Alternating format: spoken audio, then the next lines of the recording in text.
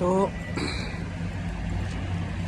প্রতিদিনের ন্যায় আজও চলে এসেছি আমি একটা নতুন ব্লগ নিয়ে। সবাইকে ওয়েলকাম করছি। আজকের টপিকটা হচ্ছে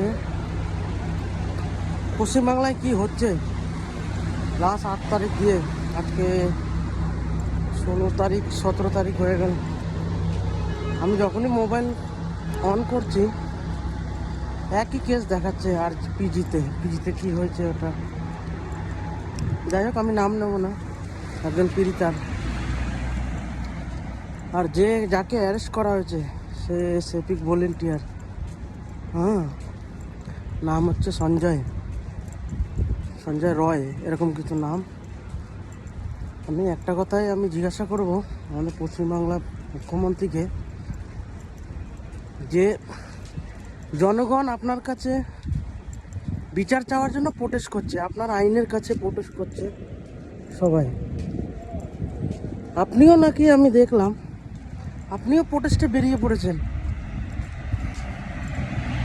আচ্ছা বলি, রাজাও যদি প্রোটেস্ট করে তাহলে মানে ভাবা যায় আমাদের পশ্চিমবাংলায় কাকে দাঁড় করিয়েছে আমরা ভোট দিয়ে? হ্যাঁ, একটা রাজার দেশে প্রজারা রাজার কাছে তার হাতেই সব কিছু।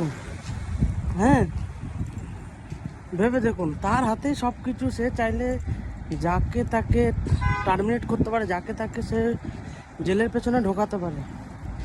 সে কিনা প্রোটেস্ট করতে বাইরে বেরিয়েছে। হ্যাঁ, তাহলে আমরা কারের কাছে যাব? এখন মুখ্যমন্ত্রী, আমাদের প্রধানমন্ত্রীর কাছে যাব মুখ্যমন্ত্রীর কথা নিয়ে, যে আমাদের মুখ্যমন্ত্রী কিছু করতে পারছে না? হ্যাঁ, ভাবা যায়। আমি ভাবতে পারি না মায়ের সাথে এই মহিলাটা কি বিচার আছে তার, কেমন বিচারধারা নিয়ে তিনি চলেন। আর তার পীড়িতাকে ফ্যামিলিকে 10 লক্ষ টাকা দেবেন? আরে বলি, একটা মেয়ের জীবনের লাইফ 10 লক্ষ টাকা?